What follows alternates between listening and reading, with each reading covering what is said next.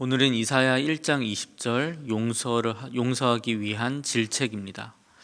이제 오늘부터 8월까지 이사야서를 묵상하게 되는데요. 이사야서는 대략 주전 740년에서 700년까지 활동했던 선지자이고요. 비슷한 시대에 활동했던 선지자로는 북이스라엘에서 활동한 아모스와 호세아 선지자가 있고, 남유다에서는 미가 선지자, 그리고 이사야가 이 남유다에서 활동을 하였습니다. 당시 시대적으로 아수르 제국이 강력하게 등장을 하게 되는데요. 이 아수르의 등장과 강력한 그 군사력을 통하여서 유다와 또 유다 주변 국가들이 굉장한 혼란에 빠지게 됩니다. 1절을 보시면 유다 왕 우시아와 요담과 아하스와 히스기야 시대에 이 네 명의 왕들을 거쳐가게 되는데, 우시아 시대를 생각해 보면 경제적으로 굉장히 번성했던 시기라고 합니다. 하지만 우상 숭배가 만연하였고요, 빈부격차는 심해졌고, 강자가 약자를 착취하고 형식적인 종교 생활로 가득했던 시기가 바로 이 시대였습니다. 그래서 하나님이 남유다에 안 계셨을까? 그런 것은 아닙니다. 유다 백성들은 하나님께 제사를 올려드리는 그 삶을 살았습니다.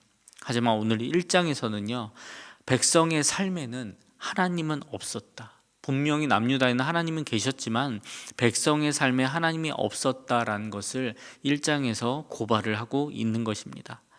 2절을 보시면 하늘이여 들으라, 땅이여 귀를 기울이라, 여호와께서 말씀하시기를 내가 자식을 양육하였거늘 그들이 나를 거역하였도다.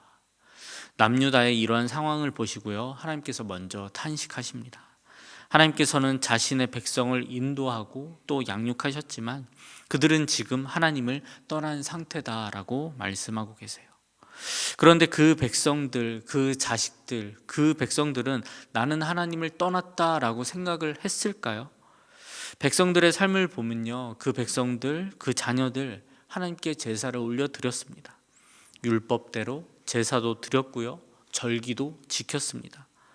그런데 하나님께서는요, 백성들의 이러한 모습 어떻게 말씀하셨습니까? 11절에 너희의 무수한 재물이 내게 무엇이 유익하뇨? 피를 기뻐하지 아니하노라.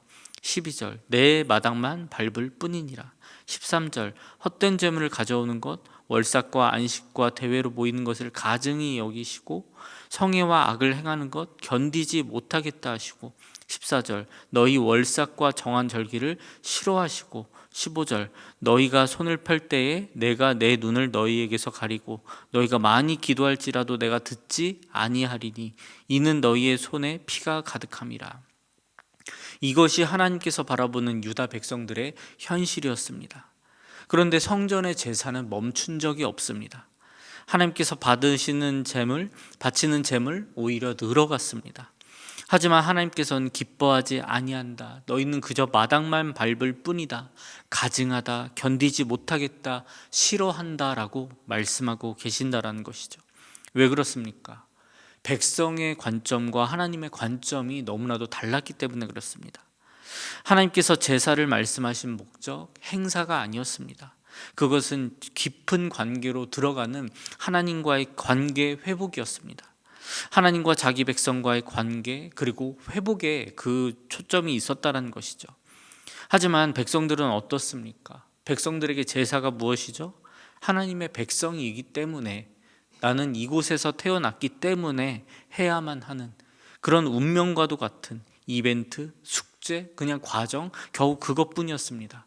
내가 이렇게 태어났기 때문에, 운명을 거스를 수 없기 때문에 이것을 해야만 하는 삶을 살아야 하기 때문에 그렇게 살았던 것이죠. 마치 이방 신들에게 올리는 피의 제사와 다를 것이 없었다라는 것이죠.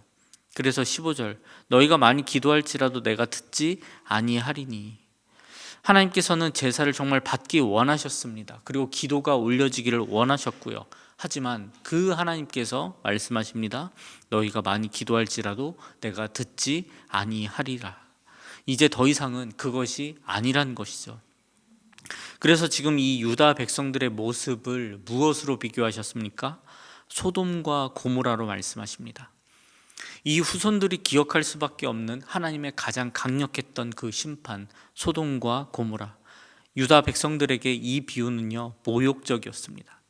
하나님을 떠났던 그 도시에 하나님의 심판이 가장 강력하게 임하였던, 불과 유황으로 멸망했던 그 도시, 소돔이라는 이름만 들어도 하나님의 진노와 저주가 떠오르는 그 무서운 단어 소돔이 자신들이라고 이야기를 할 때에 내가 뭘 잘못했지? 나는 할 걸 다 했는데, 모욕적이었을 것입니다. 그들의 생각과 너무나도 달랐기 때문이죠. 나는 예배도 드렸습니다. 난 제사도 드렸습니다. 절기도 지키고 안식일도 지키고 나는 기도도 했습니다. 나는 그들과 다릅니다. 근데 이사야가 외치는 소돔이라는 말에 대하여서 동의할 수 없었던 것이죠. 하지만 하나님께서 분명히 말씀하십니다. 예배가 아니다. 너희가 드리는 예배는 예배가 아니다. 너희의 예배가 싫다. 지금 장소적으로는 예루살렘일지 몰라도 영적으로는 소돔이라고 강하게 질타하고 계신 것입니다. 하지만 영적 소돔을 살아가고 있는 이 백성들에게 하나님께서 유황의 심판을 말씀하지 않으신다라는 것이죠. 기회를 주십니다. 16, 17절을 보시면 너희는 스스로 씻으며 스스로 깨끗하게 하였고 내 목전에서 너희 악한 행실을 버리며 행악을 그치고 선행을 배우며 정의를 구하며 학대받는 자를 도와주며 고아를 위하여 신원하며 과부를 위하여 변호하라 하셨느니라. 하나님께서 이러한 삶을 살아갈 수 있도록 다시 기회를 주십니다. 하나님께서 심판이 아니라 회개를 말씀하십니다. 선을 배우고 정의를 구하고 학대받는 자를 돕고 고아를 위하여 신원하며 과부를 변호하라. 하나님께서 말씀하신 그 율법의 회복을 하나님께서 다시 한번 기회를 주시며 말씀하는 것이죠. 하나님께서 회개를 말씀하십니다. 그런데 이 회개는요, 눈물 흘려라 이 말이 아닙니다. 삶의 변화를 일으키는 것, 이것이 바로 하나님께서 진정으로 원하시는 회개인 것입니다. 그래서 18절 여호와께서 말씀하시되 오라 우리가 서로 변론하자. 너희의 죄가 주홍 같을지라도 눈과 같이 희어질 것이요 진홍같이 붉을지라도 양털같이 희게 되리라. 오라 우리가 서로 변론하자. 하나님께서요 죄인을 초청하고 계시는 거예요. 죄인이 하나님 앞에 무릎 꿇고 사죄의 은총을 부탁하며 무릎으로 나와도 모자를 파내 하나님께서요 먼저 초청하십니다. 와라 나와 함께 이야기 나누자, 변론하자. 하나님께서 일방적으로 제의하고 계십니다. 이것은요 하나님의 무한한 은혜입니다.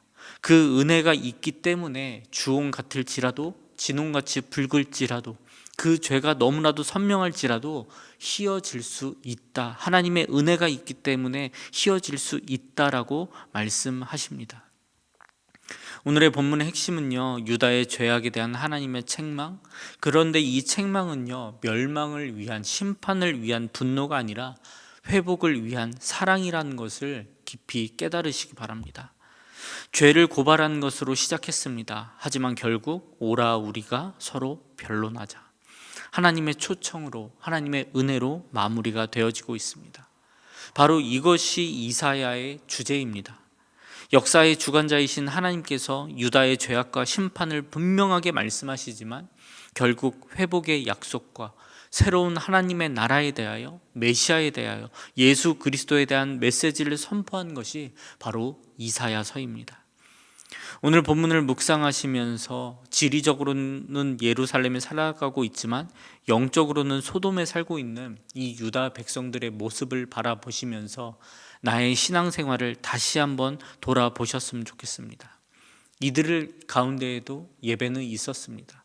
하지만 하나님께서는 그것이 예배가 아니다라고, 가증스럽다라고, 싫다라고, 기도하지 말라라고 말씀하시는 그 외침, 멸망이 아니라 다시 회복으로 나왔으면 좋겠는 그 마음을, 그 심정을 헤아리시면서 나의 신앙생활을, 나의 삶을 돌아보시기 바랍니다.